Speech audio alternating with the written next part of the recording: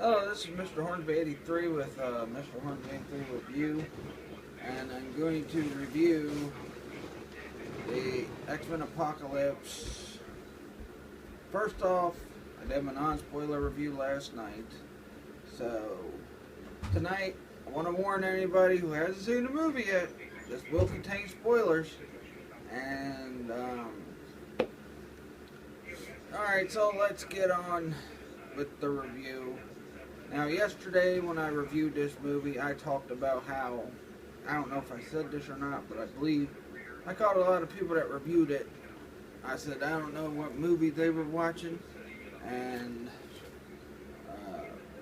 I'm seeing something different than what they've seen. I think I also called them a bunch of idiots. Now look, I'm not calling every single movie critic idiots, which I'll talk more about that at the end of the review, but right now, okay, so X-Men Apocalypse starts out, opens with McAvoy as Xavier talking about, how people fear the future and how the future and people who don't know about the future don't really prepare, and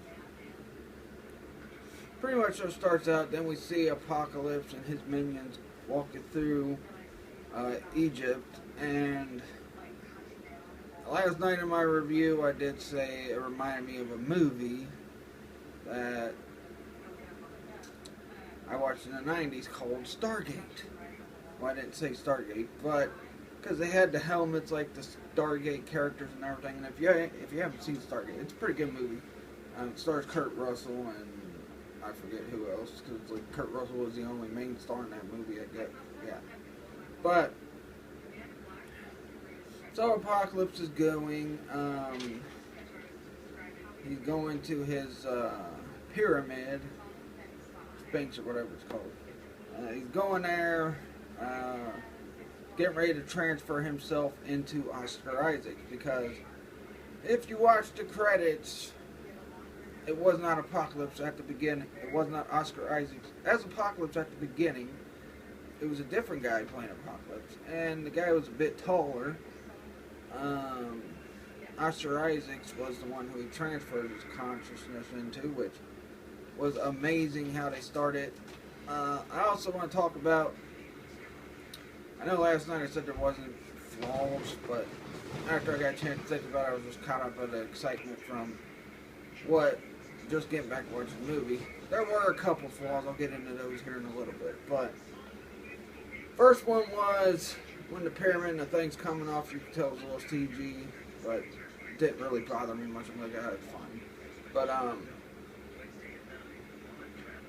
afterward, Apocalypse transfers his consciousness, and you see a couple people that were worshipping in Sabanor, aka Apocalypse, and they were sitting there looking at each other, and they were looking suspicious, so you knew something was going to go down, and what went down was they were going to betray Apocalypse and try to kill him before he could trade his consciousness. But because of his Horsemen of Apocalypse, they were able to stop the guy's attack.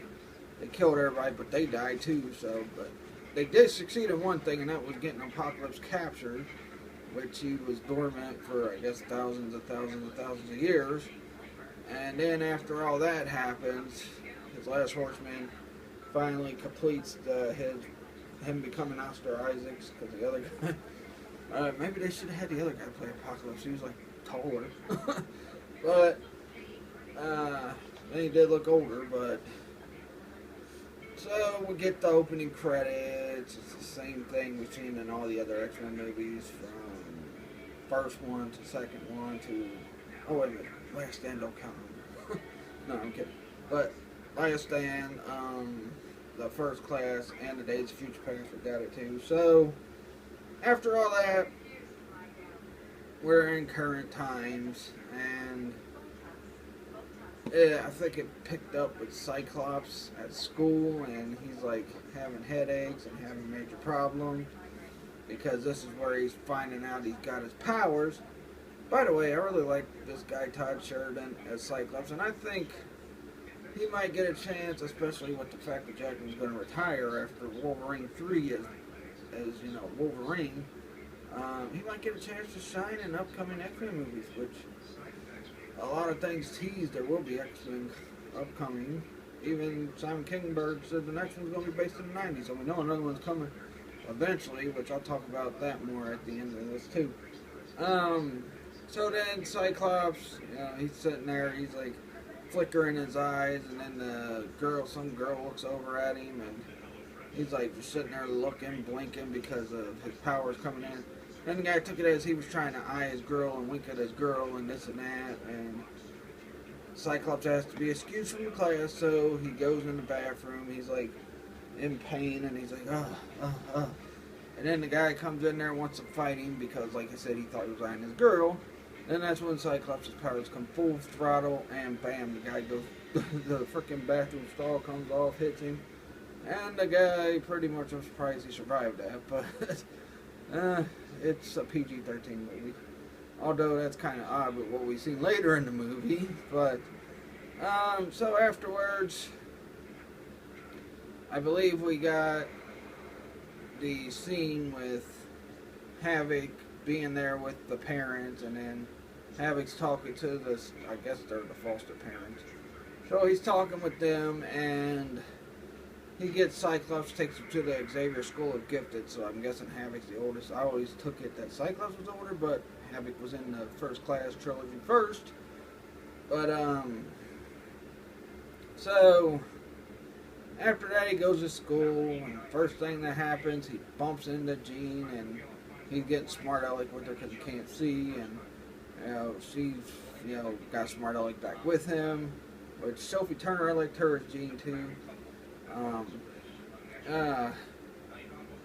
So then after all the school stuff and that, then we get, I think, Magneto, which got Magneto. I think this is the most screen time Magneto's gotten in any X-Men movie. Well, First Class he got a lot, but not as much as he probably did in this one. So with, Magneto's got his family and all that, then we get Mystique. She's saving Nightcrawler. Actually, all the stuff with Mystique and all that came first, but oh well.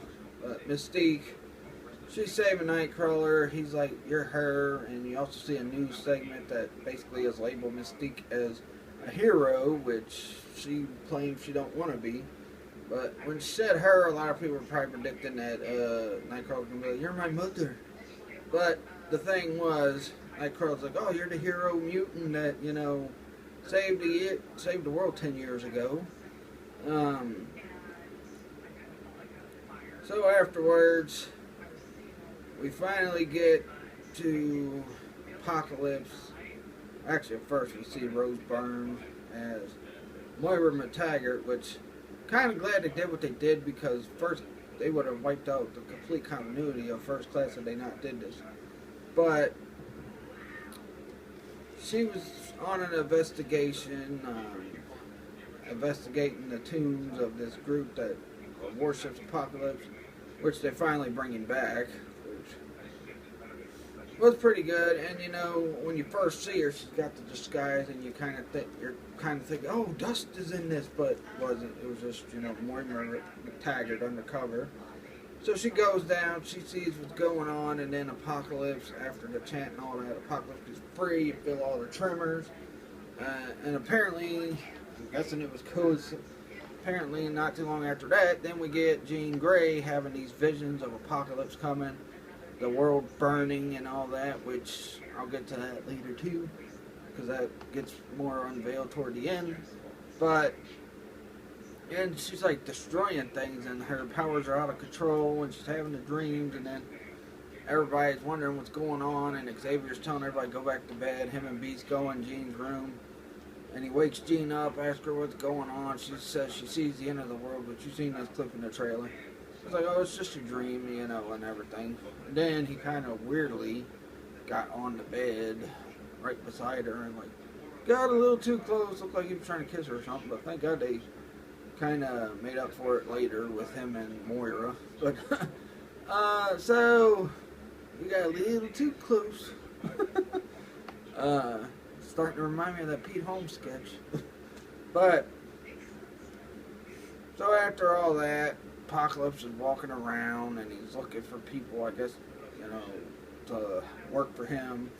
And he sees Storm and a couple other bandits stealing some food, and he sees that Storm has powers, so he goes to go meet up with Storm, and he's talking to her, asking her what's going on and all that, and Storm's explaining things. He explains to her who he is, and then he goes and touches the TV and finds out what's been going on in the world while he's been asleep. And he deems it as people got weak. This world is pathetic now. I gotta destroy it. I gotta remold it in my image. So after we got that, then he starts gathering up the horsemen. First he gets Storm, then we get back to some Magneto stuff. And Magneto's working at a factory. He's married, he's got a daughter. I think the plan was maybe to make her Polaris, but who knows, because they killed her. But the thing was, Magneto was trying to live a normal life, trying to be, trying to see things in Charles' vision. And one guy, an accident happens in while the Tremors are happening with Apocalypse reviving himself, and I'm guessing Jean too. Magneto saves one of the guys with his powers, and then one of them rats him out, and then I think a lot of them ratted him out. Then afterwards, he's back home with his wife. He's telling her, well, we gotta go because I revealed myself, and now we're gonna have trouble, which he was right. And you get the cops there. The cops, were talking to him and asking him if he was Magneto. He said yes. He's like, just let my daughter go. I'll come with you, no problem. And all of a sudden, the unthinkable happens, which was a very sad moment, but it was a motivation for Magneto, which I think, I'll talk about that later, but Magneto, one of the cops accidentally, because his daughter, you find out she's got the powers to control the animals, and which wouldn't have made sense for her to be Polaris anyway, so maybe the one on Quicksilver's knee was Polaris, but who knows, but on Quicksilver's knee in Days of Future Past, because you don't see no one other than Quicksilver in this one. So what happened? She's controlling. They're freaked out by the birds, and one of them accidentally shoots the arrow, which ironically hits his wife and his daughter, which then makes Magneto mad. He kills them all. Kind of the same way he did Trask, but Trask, he put the coin through their head. He took like the chain that he gave his daughter of his parents, slid it through all the freaking cops' necks, and then they just fell down and died. A very violent scene. So then next up, we get back to some Apocalypse stuff. He's still recruiting. We see, I think it was Caliban. We see Psylocke. I guess they were running the Fight Club that Nightcrawler and Angel were in, because I forgot to mention that scene. So yeah, she was saving Nightcrawler from the Fight Club, which Angel and Nightcrawler were in. And during that chaos, Angel's wing got shot, so he had a damaged wing. He was mad. He attacked some humans. Nightcrawler and Mystique escape. Then she finds out about Magneto, and she wants to go to the X-Mansion, so she takes, because Caliban tells her about, because she was taking Nightcrawler, I guess, to keep him there at that underground lair. I don't know if that was supposed to be the Morlocks or what. It seemed like it might have been the Morlocks, because they were hiding underground, so who knows. So, while they're talking, he tells her about, he heard something about Magneto. She's like, she talks to Nightcrawler. They go to the Xavier School to gift it, which I'll continue to say. And then the news, you see Quicksilver watching the news about Magneto, because he now knows Magneto's his dad, which he didn't know in Days of Future Past.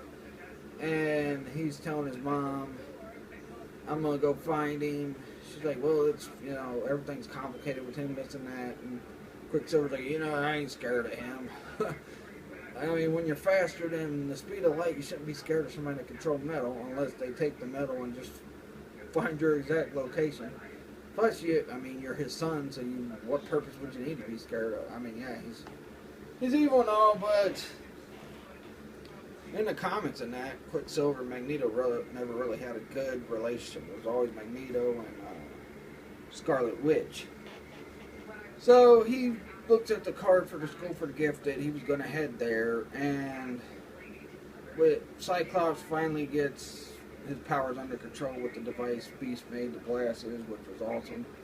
And he's talking, and I think Mystique and Nightcrawler come in not too long after that, and they're talking to Beast, and she's walking, I guess, to go talk to Charles, or one of them was showing them around the mansion, one of the X-Men, I think, and Cyclops was talking about, well, we should go to the mall, this and that, which they do. Afterwards, Mystique's finally talks to Charles about Magneto and all that, and at this point, Apocalypse was done, gained up all of his horsemen. He got Magneto, which was a pretty awesome scene when Magneto comes in. He's going to kill all the people that work at the steel factory with him for telling, and the lines he delivered in that part, but Apocalypse comes in and stops him. Also, him and Storm come there to Caliban's lair, and they recruit Psylocke, played by Olivia Munn. If you don't know who Olivia Munn is, then obviously you didn't watch G4. She was awesome. But, so back to the mansion. Cyclops was talking about we should go to the mall, and Jean, Jubilee, Cyclops, and Nightcrawler all go to the mall. And in the midst of all that, Xavier's trying to talk to Magneto and say, look, I'm sorry for what happened to your family, and this and that. And he's saying, yeah, you may be able to see my pain in that, but you can't feel what I'm feeling, and this and that. Magneto's, and then he turns around and you see Apocalypse with the other horsemen, because he's like getting their outfits ready to be his horsemen. And apparently he let Apocalypse into his mind, and Apocalypse seeing Xavier, he's like, wait a minute, this guy can do this? Yeah, this is the everything. Which you'll find out what he meant by that later on too, maybe. But he gets in Magneto's mind, takes over Xavier's mind, and that was a very intense, scary scene. And then he has all these humans attacking, letting off these rockets and all that, these missiles. I'm like, whoa, that is awesome. And after all that, they come to the mansion. They attack some of the X-Men. He has Magneto take Xavier, and they kick the crap out of the other X-Men at first. And then they almost destroy the mansion with everybody in it, but thanks to a certain somebody who shows up, aka Quicksilver, he's able to get everybody out before the explosion happens, which I really like this scene. The only problem I had with it, I don't know if everybody else recognized it, but I did. Evan Peters kind of overacted a little, but hey, better than putting on a bad performance. But he overacted a little. I liked how he did this scene. It was as good as Days of Future Past, but not great like the Days of Future Past one. So he saves everybody, gets them all out except for one, which really upsets me because he was my favorite of this trilogy, because you really didn't have Wolverine or Cyclops or any of them. Haven't introduced Gambit yet, so Havoc gets killed, which, who knows if he really will or not. A lot of people don't think he is, but I think that was the end of Havoc. Havoc, I think, was just there to introduce Cyclops to the school. That was the way for Cyclops to come to the school. Now that his purpose has been served, now they're not going to need Havoc in upcoming movies, which really upsets me because I really liked Havoc. And, he had a small part in Days of Future Past, but he was a major character in the First Class, and I really, he was kind of the jokester and, always capping on people. So he was kind of the Iceman of the group, which is why I kind of liked him. He did more to be more like Iceman than Iceman did in the original trilogy. But, yeah, I was upset they killed him off, but who knows, they might bring him back. So after all that, they're getting prepared to save it. Then after all that happens, next thing you know, here comes Stryker. And, William Stryker shows up. They attack some of the mutants. He says, leave the children. And he wanted Mystique, Moira, Beast, and Quicksilver. And I guess because they're kind of the main characters, that's why they went with it. He said leave all the rest of them. And even the point where, Jean, Nightcrawler, and Cyclops are hiding behind a wall, and Jean did the thing like Xavier does to make it look like there's nothing there. The guy looks, he's like, oh, nothing here, let's go. And then they have Nightcrawler teleport them on a helicopter, which apparently he found a way to nullify their powers, which might have something to do with the end credit scene too, which I'll get to later too. But, so after all that, Jean, Cyclops, and Nightcrawler are trying to save the rest of the X-Men, because the other ones were left behind, so it was them three. So as they're exploring the Weapon X place to find the other X-Men, guess who they find? They find my favorite, Wolverine. And this was a great cameo. It was even better than his cameo in First Class. His cameo in First Class was awesome, but this one was even more awesome because of what it was. So, one of the soldiers that they hear realize someone's in the building, and they go to check, and Jean did the invisible thing again, and then she opens the door, and another funny thing too is because you hear Wolverine grumbling, and I forgot who said it, but one of them was like, they got an animal in there. And she's like, it's not an animal, it's a man. So Cyclops said it. And they open the freaking thing, which we'll get to another hilarious scene in a minute. But they open the cage. Wolverine's free, and guess what? He's got the Weapon X helmet, the Weapon X thing. That was the best part of the movie, in my opinion, because I know about the Weapon X situation and all that. Like I said, X-Men is one of my favorite superhero groups ever. Next to Justice League. But, it was amazing. And Wolverine's just running loose, acting really animalistic, freaking cutting up everybody, killing them. And, something I was really hoping that would happen, because I know the one that gave him the adamantium claws he ended up killing. Well, he didn't kill intentionally, but unintentionally, because he blew up the Weapon X factory, so that guy died. But we didn't get to see him finally kill Stryker. We didn't get to see it in 2. We didn't get to see it in X-Men Origins Wolverine. We didn't get to see it in this one either. And, Stryker had a big part in the last one. This time it was just a cameo. But as Wolverine's attacking everybody, Stryker's like, I'll be back. He takes off in a helicopter. And which might be, I think I might know where he went, which we'll see at the end of the credit scene. But, so after that, we cut back to Xavier and all them. Well, Mystique and them, after Wolverine's killed everybody, Jean, Cyclops, and Nightcrawler interacted with Wolverine, and Jean comes up to him, and he's she's reading his mind, and she said she gave him a piece of his past back. And what I was thinking, because I thought I heard it, I thought it was Frankie Jasmine's voice as Jean, when she was playing Jean, saying, I love you, Logan, or whatever, which, I don't know, nobody else heard it, but I thought I did. But she's like, I gave him a piece of his past back. Maybe it was from X-Men Origins Wolverine, where he was with him and Silver Fox when they were talking. So, because this is pretty much based after what happened, based after him thinking that she was dead or whatever. But they wiped out that canon too, so who knows. But so after that, Wolverine takes the helmet off, and then after that, Wolverine runs off and leaves, and Cyclops is like, I hope we don't ever run into him again, which was hilarious because he ends up becoming an X-Men down the line, and him and Cyclops, the Cyclops-Wolverine rivalry by now, especially comic fans and fans of the cartoons and that.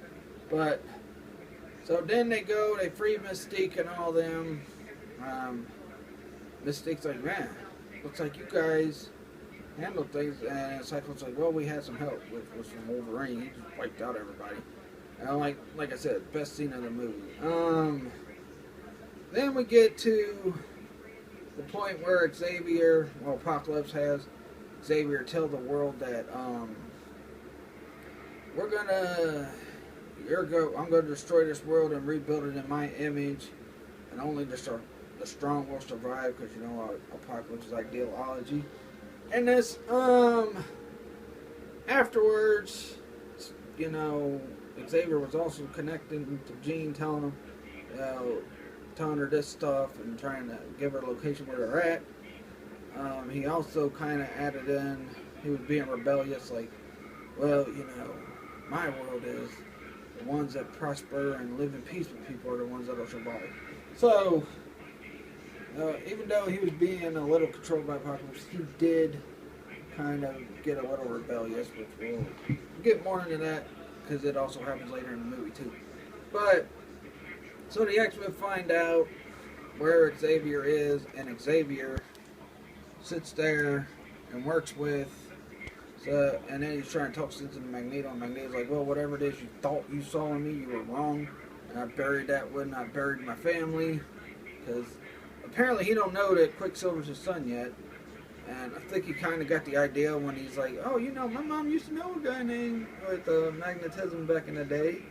And, you know, we've seen his eyes get big, and that was in Days of Future Past. But I think he was wanting him to tell him that at the end, which I'll get to almost there. But, so the X-Men get prepared to get the suits on. Mystique, as they're going to get ready for the final battle with Apocalypse, Cyclops says, you know, not all of us can control our powers. She's like, well, then don't. And then she gives this big old speech. She's like, maybe we need to start accepting what we are and this and that. And then she turns into her blue self, and they go to fight Apocalypse. Great fight. Really, yeah, there were some CG problems in that. And there might have been a couple things that were screwed up in the fight. But overall, it was still a good fight at the end. And I really liked it. And it was really enjoyable, but, you know, it ends with, you know, the astral plane fight between Xavier and Apocalypse, because Apocalypse is going to try to take over because he feels like his plan's backfiring, so he's going to take over Xavier because he tries to put his conscience into Xavier's body, which we show how Xavier gets balled, but Xavier was resistant, and then finally, Jean and Nightcrawler and them save him, and then Apocalypse gets mad, just goes on this rampage, starts wiping people out left and right, and then he sees his horsemen were beaten, and he says, useless, typical Apocalypse. Especially with Angel, well, Archangel at this point. So then he goes to the astral planes, him and Xavier fighting. He's kicking the crap out of Xavier. Grew big, punches Xavier in the back, and that scene you see in the trailers, that's all the astral plane fight. It's not an actual fight that's happening in the real world. It happens in the astral planes. Xavier thinks he's got the upper hand on Apocalypse in the astral planes, but Apocalypse shows him, no, you don't, pal. Starts whooping the crap out of Xavier, hits him in the back, like probably crushes his back, so he probably can't walk in the astral planes anymore. Just like he can't in real life. So he's asked for Jean's help, and you know, he keeps asking, and it keeps building up. Is she gonna help? Is she gonna help? Finally, she helps, and we see the Phoenix come out of her, which might lead to what might be the next saga for the next set of movies, and they might do it right this time. But she blasts Apocalypse. Well, this was after, you know, Mystique and Quicksilver were trying to convince Magneto. He had already told Mystique that Magneto was his dad, and that, you know, and he said, well, you know, he left before I was born, which my wife was like, well, what, is he the only kid? She thinks that, you know, the daughter he had at the beginning was Scarlet Witch, which Scarlet Witch and Quicksilver are twins. They got different powers. They look a little different, so I guess they're fraternal twins. They're not, like, identical. So, I don't know, I might have said it wrong, but my wife just gave me a weird look. Well, if they're identical. They have to be a boy and a boy or a girl. Except for Eternal. Yeah. You see, you get really But funny. they, so they haven't showed Scarlet Witch at all in this movie yet. So I don't know if they're going to bring her in the next one. Maybe they haven't had an actor to play her yet. But all the Horsemen, like I said, would be Storm sees what Apocalypse is doing to Mystique, and earlier in the movie she did say Mystique was her hero, and he almost kills her, and then Storm's attacking him, Magneto's attacking him, and Magneto's, and you know, when Mystique and them were trying to convince Magneto was, she was telling him, well, you need to do it for the rest of your family, I'm going to go fight for the rest of my family, and then he asked Quicksilver, he's like, hey, and what about you? He's like, yeah, I'm here for my family too. I guess he was hoping to say, yeah, I'm here for you, Father. But he didn't hear that, and I think Quicksilver, he didn't want to spring it on him too soon because he didn't feel it was the right moment, but I'm sure the next movie that'll probably be explored. If we have Magneto, we may not even have Magneto with what we've seen in the end credit scene. So, after all that, the Phoenix comes out. Apocalypse has been like barricaded, stabbed through the chest and all that, and the Phoenix just and I really was upset with this because I was hoping they wouldn't, but he is Apocalypse, so they might find a way to have an explanation for him returning to life. But Jean killed him, and I'm like, no. But I kind of understand why. I mean, they killed him. Then we get to all the aftermath. We get to Storm joined the X-Men, the only one that didn't join, and I don't know if Angel's. Alright, so after Apocalypse is defeated, we get to all the aftermath. They did explore the Jean and Cyclops relationship throughout some parts of the movie, and so we get to all that. We see Xavier and Magneto and all them. The school's being rebuilt because it got blown up. Quicksilver, who had his leg broken by Apocalypse because Apocalypse like sunk him into the ground and then like snapped his other leg. And I'm guessing right before the credits hit, he must have freaking stolen some of Wolverine's healing powers because his leg's healed by the time they get ready for the Cerebral scene, which was like great. I mean, you have Mystique giving the speech. She's back with the X-Men. She's going to be co-leader with Xavier, I'm guessing. So they're getting ready to train. And you see Xavier and them watching. And then you see, well, also I forgot to mention, Xavier nearly died, but they brought him back because Apocalypse crushed him in the astral plane. Which was odd because usually Xavier is really strong in the astral plane. But after that, you know, Moira's saying, you are right, this and that. And she's like, you know where you're at? He's like, yeah, I'm on the beach with you in 1963. And she's like, what? And he gives her all of her memories back, which was good because he really cared for Moira, and him and Moira are a good couple. I think Moira was like his first love, but then, you know, they kind of decided to be friends, but I'm guessing eventually somewhere down the line they hooked back up and had Legion, so I don't know, but so after all that, we get, you know, Mystique giving a speech. Then guess what the training simulation was? It was awesome. The Sentinels, like, yes, we got them in futures past, now we get them at the end of this one too, which really excited me because the Sentinels were a big part of the X-Men from when the X-Men first started all the way up until probably now still. I don't know how much, but I think after Days of Future Past, the Sentinels kind of became, you know, not much of a threat after that. But, so we get all the credits, and at the end of the credits, we get a scene, and look, a lot of people probably didn't know who this was because, well, my son, he didn't know, and a couple other people that seen the movie didn't know who it was, but you see these men in black coming through, which probably the guys Stryker went and got. All these guys coming through, and they got black suits. They come, they get some tubes with Wolverine's blood, and And then after they get all that, they close the case and it says Exodus Corp. And I was really excited because you know what? I've been saying since the first X-Men movie, we need Sinister, we need Apocalypse, we need Juggernaut, we need all those characters. And we did get Juggernaut in Last Stand, unfortunately.